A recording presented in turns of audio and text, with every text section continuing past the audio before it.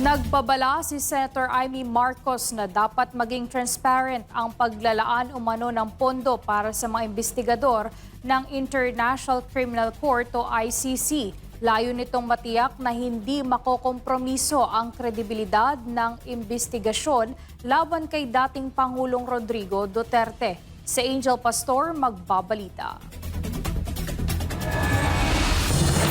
Sa gitna ng umiinit na issue sa confirmation of charges hearing ng ICC laban kay dating Pangulong Rodrigo Duterte, iginiit ni Senator Amy Marcos na dapat busisiin ang pinagmumulan ng pondo ng proseso. Ito'y matapos lumabas ang mga ulat tungkol sa umano'y pagpopondo sa mga ICC investigators na nagtungo sa bansa.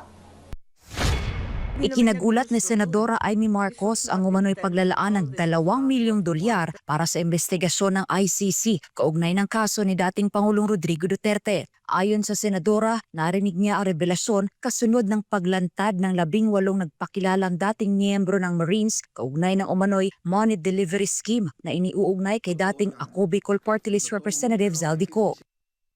Yun nga, nakikinig ako dun sa ICC. Biglang eto nga ang naging balita. Nagulat ako at may $2 million pa raw para sa ICC, sa gastos ng ICC. Nakakagulat naman yun. Anya, kung totoo mang binayaran ang mga investigador, malalagay sa alanganin ang integridad ng ginagawang pagdinig ng International Tribunal.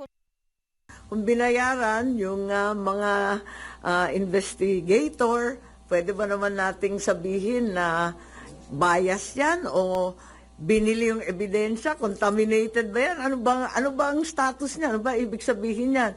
May mga ulat din umanong tumanggap ng suporta ang ilang tauhan ng ICC para sa kanilang pagkain, tirahan at iba pang gastusin habang nasa Pilipinas. Samantala, inamin ni Senator Amy Marcos na wala siyang ideya kung sino ang magiging running mate ni VP Sara Duterte sa 2028. Anya, ang tanging balita niya ay posibleng hindi na kumuha ng Vice Presidente ang kampo ni VP Sara.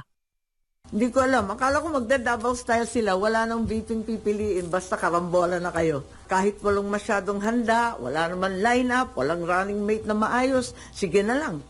Para tignan natin kung talagang kakayanin. Muli namang iginit ng Senadora ang suporta nito sa Vice Presidente.